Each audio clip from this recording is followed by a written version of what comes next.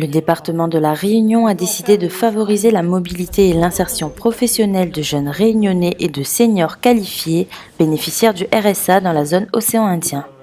Le conseil départemental apporte ainsi une contribution significative à travers le recrutement et la mise à disposition de personnes qualifiées au profit de pays et de structures de la francophonie de la zone.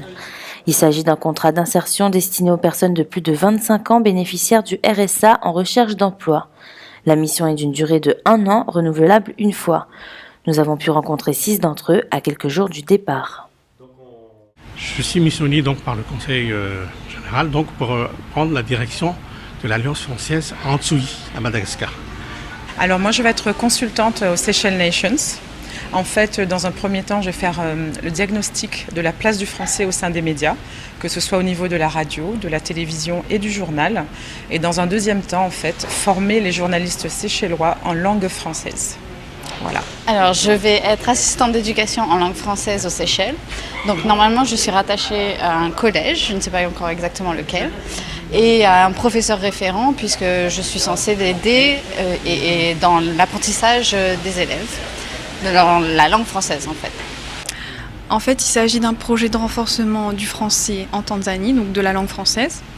C'est un projet à l'échelle nationale dans lequel je suis impliquée en tant que coordonnatrice. Je vais être chargée de coordination culturelle du coup pour l'Alliance française de Port-Elizabeth et je serai chargée de la communication aussi. Je serai coordonnateur de projet à l'Alliance française de Seychelles. Donc d'après ce qu'on m'a dit, ce serait en tant qu'une sorte de coordination des projets pédagogiques qui tournent autour du DELF et du DALF. Ce sont des certifications en langue française en fait. Une véritable expérience professionnelle et une seconde chance pour ces personnes qualifiées. En fait, pour moi personnellement, c'est une chance parce que non seulement c'est une mission en cours et en plus c'est une réinsertion au sens propre du terme pour moi. Et puis, il faut dire que c'est une chance aussi de bénéficier de la mobilité. C'est toujours un enrichissement personnel. C'est une chance parce qu'on peut se faire une expérience à l'étranger, on peut rencontrer une nouvelle culture, rencontrer un nouveau pays qui est juste à côté de la Réunion. Et c'est vraiment une expérience en anglais en plus, donc c'est vraiment génial, quoi. C'est une chance parce que d'être trop diplômé à La Réunion, c'est compliqué de s'intégrer. Donc de s'expatrier avec son expertise dans la zone océan Indien, c'est peut-être un bon moyen de revenir ou de devenir un expert de la zone. À quelques jours du départ, l'excitation a gagné chacun d'entre eux, avec pour certains tout de même quelques appréhensions. Il y a une appréhension dans le sens où déjà je n'ai jamais été en Antilles, mais j'ai eu l'occasion puisque j'ai eu toute mon enfance à Madagascar, donc c'est un petit peu un retour aux sources. Je suis une éternelle partie, ça fait 15 ans que je fais le tour du monde et je travaille dans des pays différents.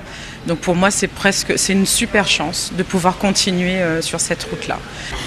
Excitée, mais en même temps un peu sur la défensive, on va dire, ou dans le sens où on ne sait pas exactement sur ce qu'on va avoir, quoi. C'est ça en fait. On a des pistes parce qu'on a eu une formation juste avant, donc on se doute de ce qu'on va devoir faire et comment on va devoir faire, mais comme on n'a jamais fait ça exactement, ça va être une grande découverte.